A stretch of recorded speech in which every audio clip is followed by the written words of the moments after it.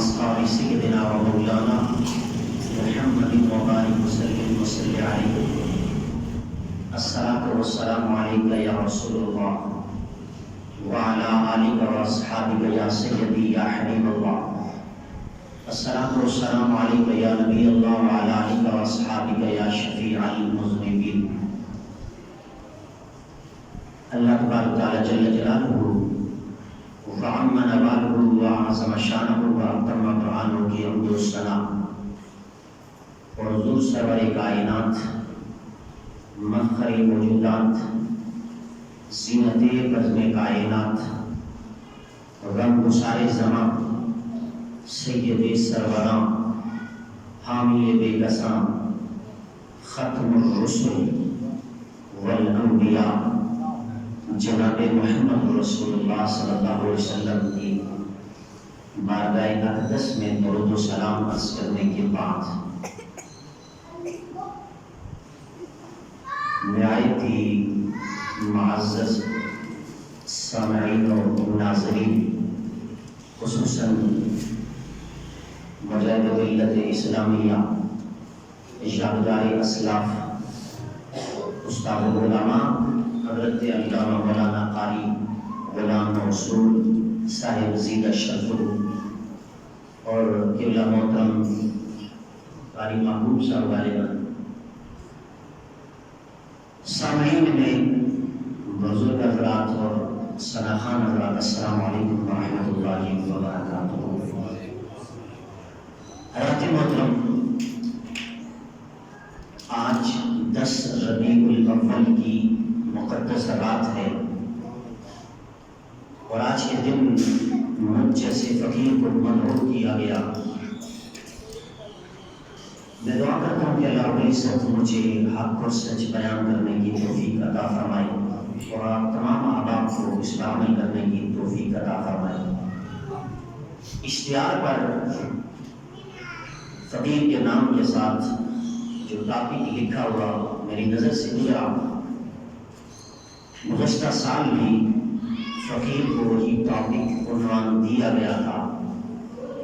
آج اس کی دوسری نشست آپ احباب کے سامنے قرآن و سنت کی روشنی میں عرض کرنے کی کوشش کر رہا ہوں، اس امید کے ساتھ کہ اللہ رب العزت مجھے صحیح معنوں میں سمجھانے کی اور آپ کو صحیح معنوں میں بغیر تعصب کے سننے کی توفیق عطا فرمائے. حضرت محترم، اس ٹاپک کو بیان کرنے کے لیے کئی مہینے چاہیے. اس پر میرا ذاتی جو لیکچرز یوٹیوب چینل پر موجود ہے، تقریباً 10 گھنٹے پر مشتمل فقیر کا اس پر موجود ہے. اگر آپ تفصیلاً سننا چاہیں دلائل کے ساتھ تو سن سکتے ہیں، لیکن چند باتیں جو یوٹیوب پر ہمیں سن نہیں سکتے، اور فقیر کو اللہ پاک نے یہ اعزاز بھی دیا کہ آن دا ایئر ٹی وی چینلز پر بھی سعادت حاصل ہوتی رہتی ہے، ایف ایم ریڈیوز پر بھی سوالات کا سلسلہ اسکالر کی صورت میں لگا رہتا ہے. لیکن کچھ لوگ ہوتے ہیں جو پہلی مرتبہ سنتے ہیں، تو اس لیے گزشتہ سال جہاں پر میں نے بات کو ختم کیا تھا، آج اس سے آگے باقی بات کو میں شروع کروں گا. موضوع ہے اختیارات مصطفیٰ قرآن و حدیث کی روشنی میں. اگر اس پر بحث کی جائے، قرآن و حدیث کا مطالعہ کیا جائے، تو اس پر اعتراضات کے جوابات پر بھی 1 گھنٹہ کم از کم چاہیے کہ جس کا رد کیا جائے. لیکن میں اعتراضات کی طرف نہیں جاؤں گا، میں صرف اختیارات مصطفیٰ ہی بیان کروں گا. یہاں پر مجھے مجبور کیا جاتا ہے اکثر، تو اس لیے یہ محبت والا مہینہ ہے تو چند باتیں محبت سے آپ کے سامنے بیان کرنے کی کوشش کر رہا ہوں. سورہ نساء کی آیت نمبر 165 پڑھنے کا شرف حاصل کیا. اس میں اللہ تعالی سے ارشاد فرماتا ہے، فلا ربک، قسم ہے محبوب مجھے تیرے رب کی. اب اللہ قسم کھائے ایسے بھی تو کہہ سکتا ہے مجھے کائنات بنانے والے رب کی قسم. رب یہ بھی کہہ سکتا تھا کہ مجھے اپنی قسم، لیکن میرے رب نے بتایا میں جب بھی اپنی ربوبیت کا اعلان کروں گا پیارے بابو تو تیری نسبت سے ہو کر اعلان کروں گا. اگر ساری کائنات مجھے رب کہے مجھے اتنا فخر نہیں ہوتا کہ جتنا مجھے محمد کا رب کہتے ہوئے ہوتا ہے. اس لیے مجھے یہ اچھا لگتا ہے کہ میں یوں کہوں فلاں ربی کا پیارے مصطفیٰ مجھے تیرے رب کی قسم، مجھے تیرے رب کی قسم. یا اللہ تو مصطفیٰ کے رب کی قسم کھا کر کہنا کیا چاہتا ہے؟ جواب آتا ہے آج ہم مصطفیٰ کے رب کی قسم کھا کے ہم مصطفیٰ کی عظمت اور اختیارات کو بیان کرنے لگے ہیں.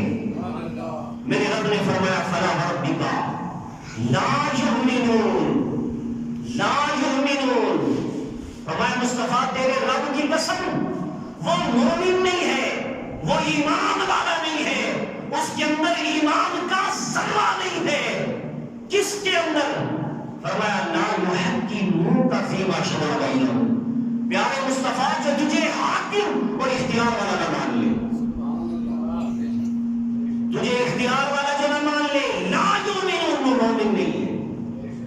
نمازیں پڑھے، عبادت کرے، حج کرے، جو مرضی کرے، جتنے اعمال کر لے، ہماری نظر میں مومن وہ ہے جو مصطفیٰ کو اختیار والا مانتا ہے. اور میں یہ ترجمہ کر رہا ہوں، میں اگر تشریح کروں تو پھر تکلیف ہو جاتی ہے، اس لیے اختصار کر رہا ہوں، تشریحات کی طرف جاتا نہیں، صرف ترجمہ کر رہا ہوں. فرمایا مجھے تیرے رب کی قسم وہ مومن نہیں جو تجھے حاکم نہ مانے. اب مجھے بتائیں کوئی ایسا حاکم بتائیں، حاکم تو ہو لیکن اس کے پاس کوئی اختیار نہ ہو. تو بتایا جا رہا ہے ہم نے مصطفیٰ کو حاکم بنا کر بھیجا ہے، اختیار والا بنا کر بھیجا ہے. کتنا اختیار والا بنا کر بھیجا؟ تو سنیے ارکان اسلام اور اختیارات مصطفیٰ. ارکان اسلام کیا ہے؟ نماز، روزہ، حج، زکات. یہ نہیں ہے نماز، یہ ارکان اسلام ہے. ان ارکان اسلام میں ہم نے آج یہ سمجھنا ہے کہ اللہ پاک نے مصطفیٰ کو کتنے اختیارات عطا فرمائے ہیں. تو سن لیجئے بخاری شریف حدیث نمبر 8، بخاری شریف حدیث نمبر 4514، مسلم حدیث نمبر 16، حدیث نمبر 111، حدیث نمبر 114.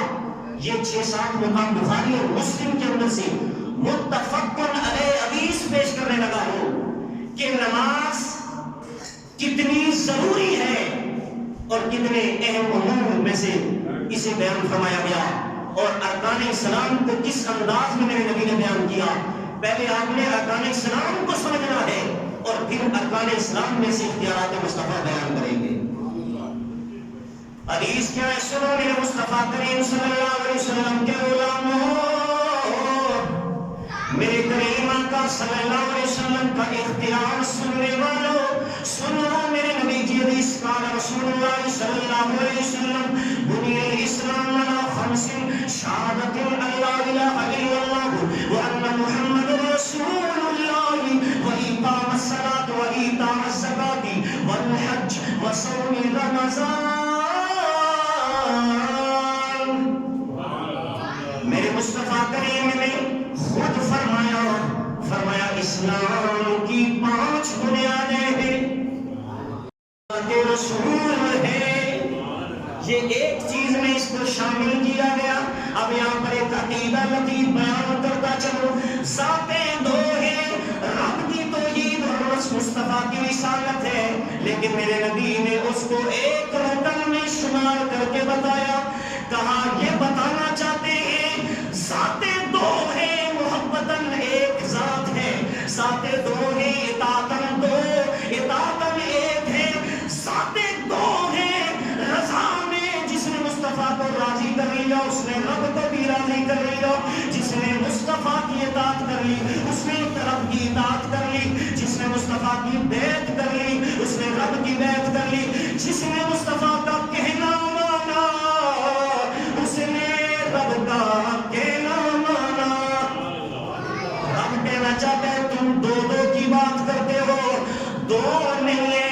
دو شریک کے لیے استعمال ہوتا ہے، شریک غیر کے لیے استعمال ہوتا ہے۔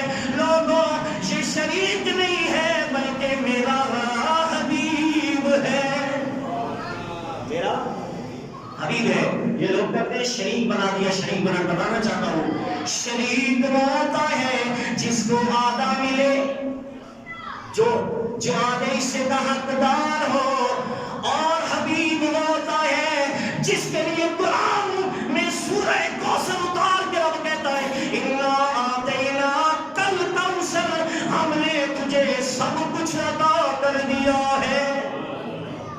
تھوڑا جسے ملے وہ شریک ہوتا ہے، اور جسے اتنا ملے کہ اتنا پیمانہ بھی نہ مل سکے کہ کتنا دیا، اسے حبیب اللہ کہتے ہیں۔ تو اس لیے یہاں پر میرے مصطفیٰ کریم نے ارکان اسلام میں دو ذوات کو ایک ارکان میں شامل کر کے بتایا، کہا دو دو کرنے والوں وَلَوْ أَنَّهُمْ رَضُوا مَا آتَاهُمُ اللَّهُ وَرَسُولُهُ، قرآن میں دیکھو رضا رب کی بھی ایک ہے، مصطفیٰ کی بھی ایک ہے، قُلْ أَطِیعُوا اللَّهَ وَأَطِیعُوا الرَّسُولَ، اطاعت مصطفیٰ کی اور رب کے لیے بھی ایک لفظ استعمال ہوا ہے۔ حضرات محترم، یہ تو توحید اور رسالت کو ایک ارکان میں شامل کیا گیا۔ آگے سنیے، آگے میرا رب فرماتا ہے مصطفیٰ کریم کے وسیلے سے میرے مصطفیٰ کریم نے فرمایا وَإِقَامِ الصَّلَاةِ، نماز قائم کرنا، کیا کرنا؟ نماز قائم کرنا، وَإِيتَاءَ الزَّکَاةِ، زکات ادا کرنا، وَالْحَجِّ، حج کرنا، وَصَوْمِ رمضان، اور رمضان کے روزے رکھنا۔ یہ ارکان اسلام ہے جو سیاستہ سے میں نے بیان کیے، یہ کتنے ضروری ہیں؟ میرے مصطفیٰ کریم نے فرمایا ہر مسلمان کے لیے یہ بنیادی ارکان اسلام کے، اگر بنیاد ختم ہو گئی ہمارت گر جاتی ہے، تو یہ بنیادی ارکان جو ہر بندے پر فرائض کا درجہ رکھتے ہیں۔ اب اتنے فرائض اتنے ضروری، لیکن ان میں بھی اگر کوئی کمی بیشی کر لے تو اس کو اختیار والا کہا جاتا ہے۔ اب دیکھیے، نماز ہر حال میں معاف نہیں ہے، نماز ہر حال میں معاف نہیں ہے۔ قیامت تک کوئی ایسا بندہ نہ آیا، نہ کسی کو یہ اختیار دیا گیا کہ نماز اللہ کی ہو کوئی معاف کر دے، ہر حال میں نماز ہم پر فرض ہے۔ لیکن دیکھیے میرے آقا کریم کی شان، میرے آقا کریم کی شان سنیے۔ حدیث ابو داؤد شریف کے اندر حدیث نمبر 428 ہے، مسند احمد کے اندر 1068 حدیث کا نمبر ہے۔ سنیے، حضرت عبداللہ بن فضالہ کہتے ہیں میرے والد گرامی آقا علیہ الصلوۃ والسلام کی بارگاہ میں آئے اور آقا عرض کی عرض علمنی رسول اللہ صلی اللہ علیہ وسلم فقال فیما علمنی، میرے نبی علیہ الصلوۃ والسلام کی بارگاہ میں آئے، کہنے لگے یا رسول اللہ مجھے کچھ کلمات عطا فرمائیے، جو باتیں سکھائیں گے میں ان پر عمل کروں گا۔ تو میرے نبی نے کیا فرمایا؟ وحافظ علی الصلوات الخمس، اے عبداللہ کے باپ فضالہ سن، 5 نمازوں کی حفاظت کرنا۔ کتنی نمازوں کی؟ 5 نمازوں کی حفاظت کرنا۔ اب سنیے، کہتے ہیں جس وقت میرے والد گرامی نے سنا کہ حضور نے بات بتائی کہ یہ خاص بات ہے، اس پر عمل کرنا، 5 نمازوں کی حفاظت کرنا۔ اب وہ صحابی سامنے کھڑے کہنے لگے قال قلت ان هذه ساعۃ لی فیہا اشراط، یا رسول اللہ میں نماز نہیں پڑھ سکتا، جب نماز کا ٹائم ہوتا ہے اس وقت میرے اپنے کام ہوتے ہیں، میں نماز نہیں پڑھ سکتا۔ لی فیہا اشراط، جب نماز کا وقت آتا ہے میرے اپنے کام ہوتے ہیں، دھندے ہوتے ہیں، میں یہ کام نہیں کر سکتا۔ سنیے، جس وقت وہ صحابی کہنے لگے کہ میں یہ کام نہیں کر سکتا، آگے ایک اور مسئلہ بیان کر دیا، کہنے لگے فَمُرْنِي بِأَمْرٍ جَامِعٍ، مجھے کوئی جامع حکم ارشاد فرما دے، میرے سے یہ نماز نہیں پڑھی جا سکتی۔ اب سنو میرے مصطفیٰ کریم کے غلاموں، جب کوئی بندہ آج کے کسی عالم کے سامنے یہ بات کہے کہ میں نماز نہیں پڑھ سکتا اور نماز کا انکار کرنے والا بندہ کافر ہو جاتا ہے، اور نماز کو چھوڑنے پر بھی فقہاء کرام کا کفر کا فتویٰ ہے، لیکن واضح حضور کے سامنے کہا جا رہا ہے کہ میرے اپنے ٹائم ہوتے ہیں میں نماز نہیں پڑھ سکتا۔ سکتا. سنو یہ کسی اختیار والے کے سامنے یہ بات کہی جاتی ہے. صحابی کو پتا تھا کہ جس کے سامنے میں کھڑا ہوں یہ اللہ کا حبیب ہے, یہ سب کچھ کر سکتا ہے. کہنے لگے فقر نے بھی امر جامع, یا رسول اللہ مجھے کوئی جامع حکم ارشاد فرما دے. سنو آپ سنیے میرے نبی نے کیا فرمایا. اب جزا مل رہی ہے, اب اس سوال اس مشکل کو حل کیا جا رہا ہے. میرے نبی نے فرمایا میرے صحابی سن, حافظ علی الاسرین. کیا فرمایا؟ حافظ علی الاسرین, چل تو اسرین پڑھ لے. اسرین کیا؟ اسرین. اب وہ صحابی کہنے لگے وما کانت من لغتنا یا رسول اللہ, یا رسول اللہ ہماری زبان میں ہمیں پتہ نہیں یہ الاسرین کیا ہوتا ہے, ہماری زبان میں یہ الاسرین کیا ہوتا ہے, اس کی ڈیفینیشن بتائیے, اس کی وضاحت فرمائیے. تو میرے نبی نے فرمایا ومن اسران, سنو تمہیں میں بتاؤں اسران کیا ہے. تو فرمایا فقال صلاۃ قبل طلوع الشمس وقبل وصلاۃ قبل غروبها. فرمایا غروب آفتاب سے پہلے کی نماز پڑھ اور طلوع آفتاب سے پہلے کی نماز پڑھ. غروب آفتاب سے پہلے کی نماز یعنی کہ عصر کی نماز پڑھ, اور طلوع آفتاب سے پہلے کی نماز پڑھ, فجر کی نماز پڑھ. کہا دو نمازیں پڑھ, عصر کی پڑھ, فجر کی پڑھ, باقی تین نمازیں تجھے معاف ہیں. مجھے بتائیں کوئی ایسا بندہ ہے کہ جو تین نمازیں معاف کر دے؟ لیکن اللہ کے نبی کو اللہ نے یہ اختیار دیا. میرے نبی چاہیں نمازیں معاف کر سکتے ہیں. میرے نبی نے تین نمازیں معاف کر دی. ساری زندگی عبداللہ بن فضالہ کہتے ہیں میرے والد گرامی تین نمازیں پڑھتے رہے, دو نمازیں پڑھتے رہے, تین میرے نبی نے معاف کر دی. میرے نبی نے ان کو صحابی بنا دیا. صحابی رہے, تین نمازیں پڑھتے رہے. تو پتہ یہ چلا کہ اللہ پاک نے میرے نبی کو یہ شان عطا فرمائی ہے جو چاہیں میرے نبی کر سکتے ہیں. آگے ایک اور حدیث سنیے. ایک اور جگہ روایت میں موجود ہے, ایک شخص آیا اور اس نے اسلام قبول کیا. کیا کیا؟ اسلام قبول کیا. اور اسلام قبول کرتے وقت اس طرح کے لفظ موجود ہیں, اس نے شرط لگا دی. کہا میری کچھ شرطیں ہیں, میں اسلام تب قبول کروں گا, آپ کے ہاتھ پر بیعت تب کروں گا. کہنے لگا کہ میری یہ شرط آپ مان لیں. اب حدیث کیا ہے؟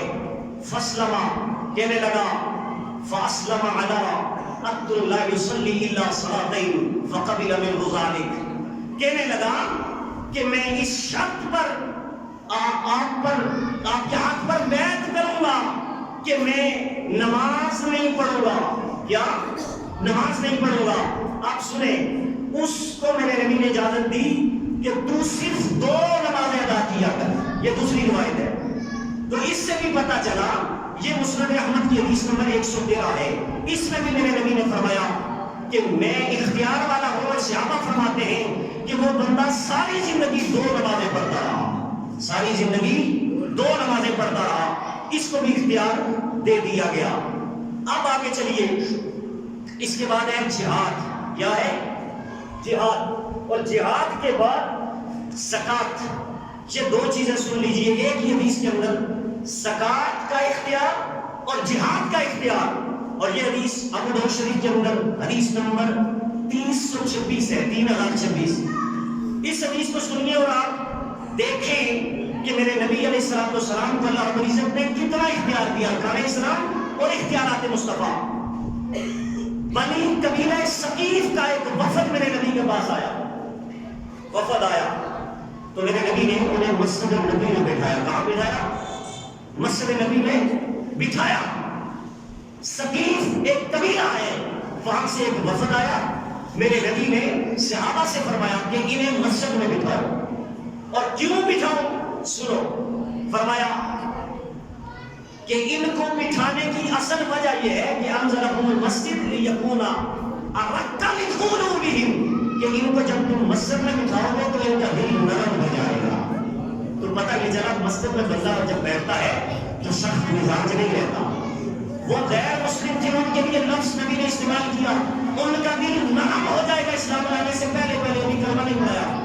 لیکن یہ بدبختی ہے ان لوگوں کی جو مسجد میں بیٹھ کر بھی شدت اختیار کر رہے ہوتے ہیں. ان کا دل تب بھی نرم نہیں ہوتا کہ بھائی ہم اللہ کے گھر میں ہیں. میرے نبی نے فرمایا جو مسجد میں بیٹھ جاتا ہے اللہ اس کا دل نرم کر دیتا, سختی نکل جاتی ہے. اب ان کو جب مسجد میں بٹھا دیا گیا تو میرے نبی ان کو کلمہ پڑھانے کے لیے جب مسجد میں تشریف لے گئے تو مسجد میں جب میرے نبی پہنچے تو انہوں نے بھی شرطیں لگا دی. فاشترطوا علیہ، کہنے لگے اللہ یشروا ولا یعشروا ولا یجبوا. فقال رسول اللہ صلی اللہ علیہ وسلم لکم اللہ تشروا ولا تعشروا ولا خیر فی دین اللہ لیس فیہ رکون. یہ حدیث ہے ابو داؤد شریف کے اندر. سنیں میرے مصطفیٰ کریم کی شان. جب انہوں نے شرطیں لگائی یا رسول اللہ کلمہ پڑھا لیں، کلمہ پڑھا لیں، ساری زندگی ہم زکات نہیں دیں گے. مجھے بتائیں سیدنا صدیق اکبر کے دور میں جو جہاد کیا گیا تھا، انہوں نے جہاد کیا تھا، وہ جن لوگوں نے زکات کا انکار کیا تھا ان کے خلاف انہوں نے جنگ کی تھی اور جہاد کیا تھا. کتنے لوگ مار دیے تھے اور ان کو قتل کر دیا گیا تھا.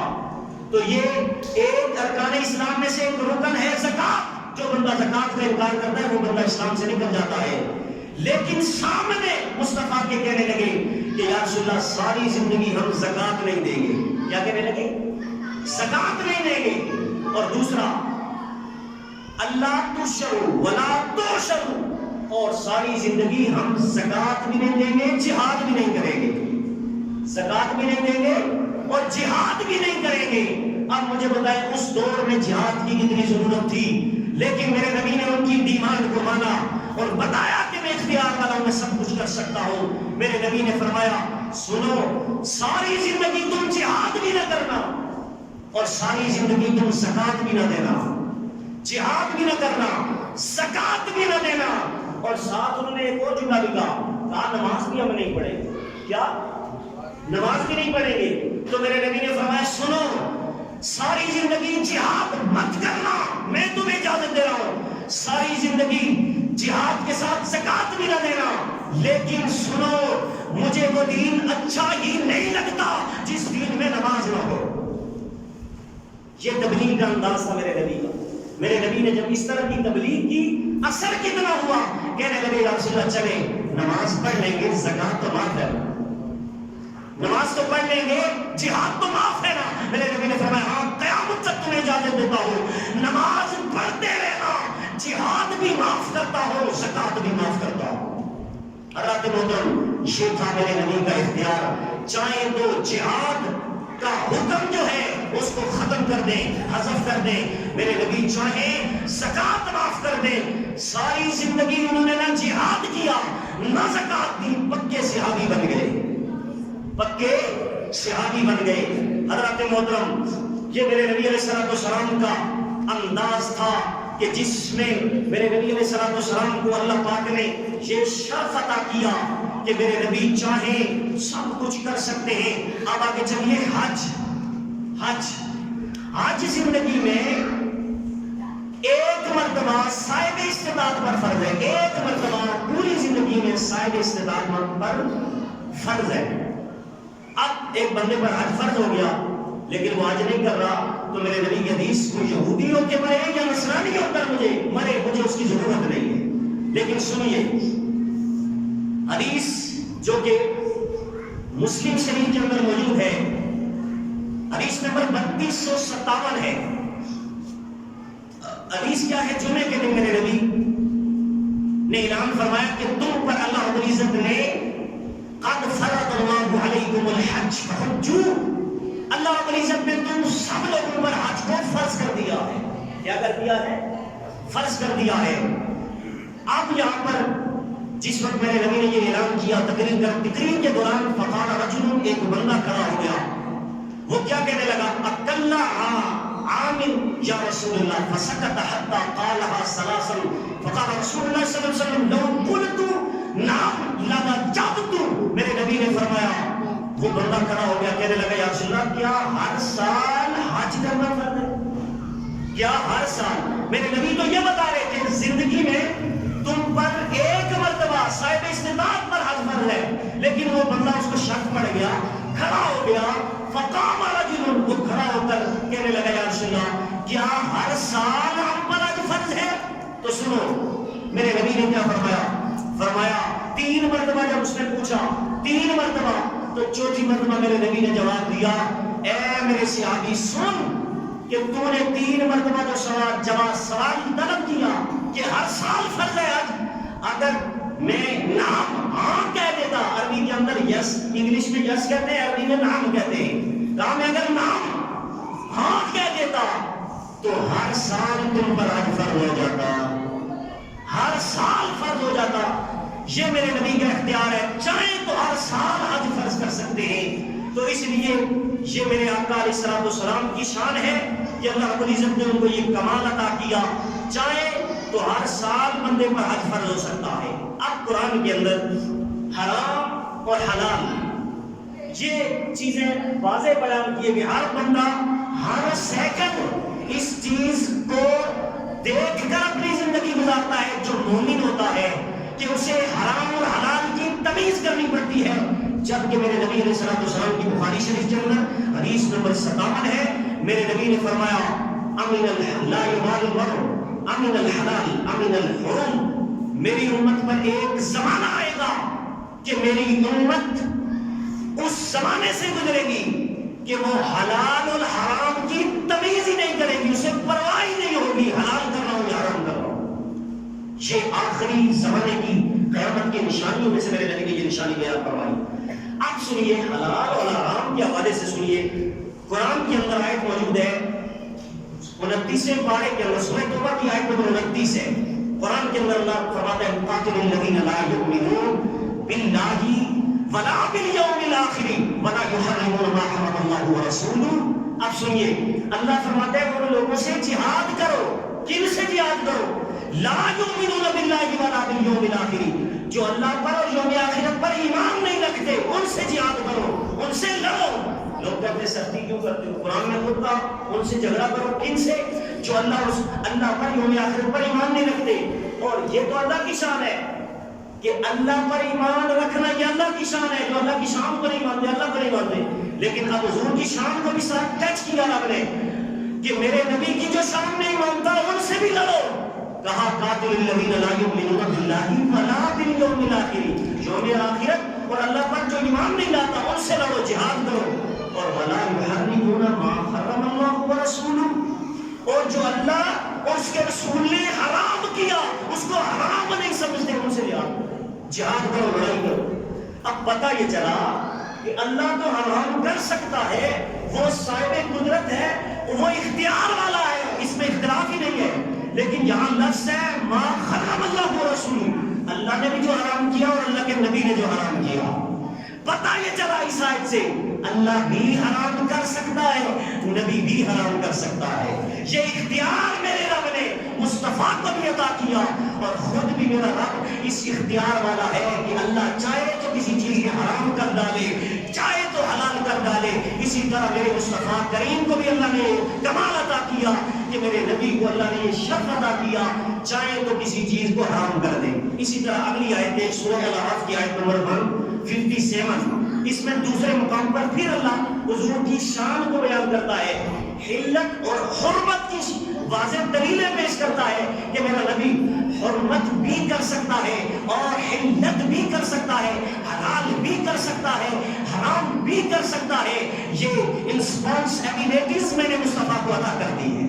اب سنو، فرمایا وَيُحِلُّ لَهُمُ الطَّيِّبَاتِ وَيُحَرِّمُ عَلَيْهِمُ الْخَبَائِثَ وَيَضَعُ عَنْهُمْ إِصْرَهُمْ وَالْأَغْلَالَ الَّتِي كَانَتْ عَلَيْهِمْ۔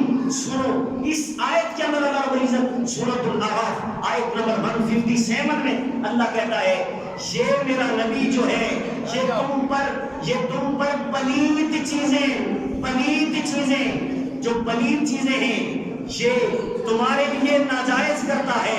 مثلا جو پلید چیزیں ہیں اور جو حرام ہیں ان کو تمہارے لیے ناپاک، اور جو حلال ہے فرمایا وہ چیزیں جو پاک ہیں وہ تمہارے لیے حلال کرتا ہے، اور جو ناپاک ہیں وہ تمہارے لیے حرام کرتا ہے۔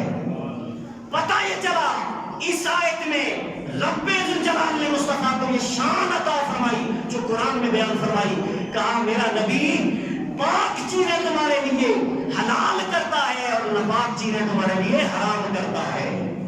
اب یاد رکھیے پاک چیز اس وقت تک پاک نہیں ہو سکتی جب تک میرے نبی کی اسٹیپ نہ لگ جائے، اور ناپاک چیز اس اس وقت تک ناپاک نہیں ہو سکتی جب تک میرے نبی اس کو ناپاک نہ کرے دیں. تو پتہ یہ چلا میرا نبی حرام بھی کر سکتا ہے, میرا نبی حلال بھی کر سکتا ہے. یہ شان رب کی تھی, لیکن رب نے اپنی اس شان کا مظہر میرے نبی کو بنا دیا ہے, شان کا مظہر بنا دیا. اب یہاں پر سنیے, اس طرح میرے نبی کو حلال کی جب شان عطا فرمائی تو کیا کسی چیز کو میرے مصطفیٰ نے حلال بھی کیا ہے؟ کسی حرام کو حلال کیا یا حلال کو حرام کیا؟ سنو, اس پر دلیل اور اس پر پریکٹیکل, ایک تھیوری ہوتی ہے, پریکٹیکل ہوتا ہے. سنیے کہ میرے مصطفیٰ کا اب سردیوں کا موسم ہے, اسی پر لطیف حدیث سن لیں. حدیث سنیے, یہ حدیث ابن ماجہ کے اندر حدیث نمبر 3314, مسند احمد 480 اور اسی طرح دوسرے مقام پر 3218, 3 مقام پر یہ حدیث موجود ہے کہ میرے نبی نے کیا چیز تمہارے لیے پاک کی اور کس چیز کو حرام کیا. سنو, میرے نبی نے قسم اٹھا کے کہا, اللہ نے 2 چیزیں تمہارے لیے حرام کی تھی, میں تمہارے لیے حلال کر رہا ہوں. 2 چیزیں اللہ نے تمہارے لیے حرام کی تھی اور میں مصطفیٰ اپنے اختیار سے, مجھے رب نے جو اختیار دیا ہے, 2 چیزیں جو حرام تھی میں نے تمہارے لیے حلال کر دی, اور 2 جو تمہارے لیے حرام تھی, 2 خون بتائے. اس میں اس کی تفصیل سنیے, کیا فرمایا, احلت لنا میتتان و دمان فاما المیتتان فالخون والجراد واما الدمان فالکبد والطحال. میرے نبی نے فرمایا اللہ نے تمہارے لیے 2 مردار جو تھے وہ تمہارے لیے اللہ نے حرام کیے تھے, لیکن 2 مردار میں تمہارے لیے حلال کر رہا ہوں. اللہ نے تمہارے لیے 2 خون حرام کیے تھے اور میں مصطفیٰ تمہارے لیے وہ 2 خون حلال کر رہا ہوں. وہ خون سے 2 خون. سنیے, اب سردیوں کا موسم ہے اور اس سردیوں کے موسم میں وہ چیزیں آپ بھی کھاتے ہیں, اور یاد رکھیے اس کو تو کھانی ہی نہیں چاہیے جو میرے نبی کا اختیار نہیں مانتا. سنو, جو بھی کھائے نبی کی شان نہ مانے, پکڑ لو پلے, ہاتھ سے وہ چھین لو کہ جس کو قرآن نے تو حرام کہا تھا تو اب کس کے کہنے پہ کھا رہا ہے, اس کو ماننا پڑے گا تبھی تو وہ کھا سکے گا. سنو, وہ کون سی 2 مردار چیزیں ہیں جنہیں تیرے اور میرے نبی نے حلال کر دیا, اور وہ 2 خون کون سے ہیں جسے قرآن نے حرام قرار دیا تھا اور میرے اور تیرے نبی نے انہیں امت کے لیے حلال قرار دیا. سنو, میرے نبی نے فرمایا وہ مردار کون سے ہیں. سنو, ایک ہے مردار مچھلی. کیا ہے؟ مچھلی.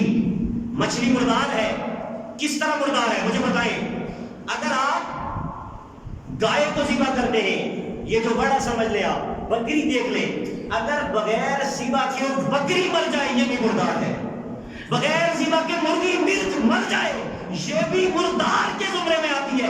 اور قرآن کے اندر سورہ مائدہ کی آیت نمبر 2 میں رب یہی تو کہتے ہیں, انما حرم علیکم المیتہ, بے شک میں نے تم پر میتہ مردار حرام کر دیا, والدم خون بھی تم پر حرام کر دیا ہے. قرآن کی نص موجود ہے کہ مردار بھی حرام اور خون بھی حرام, لیکن میرے نبی مردار کو بھی حلال کر رہے ہیں اور خون کو تمہارے لیے حلال کر رہے ہیں. سنو, پہلی چیز میرے نبی نے فرمایا تمہارے لیے مچھلی حلال کر رہا ہوں.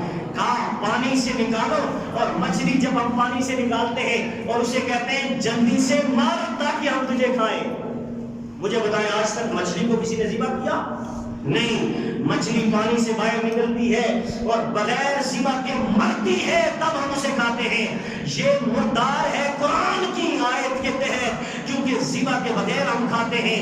تو بتایا جا رہا ہے مچھلی وہی کھا سکتا ہے جو میرے نبی کی شان کو مانتا ہے. وہ اس سے مچھلی چھین لے جو میرے نبی کی شان کو نہیں مانتا.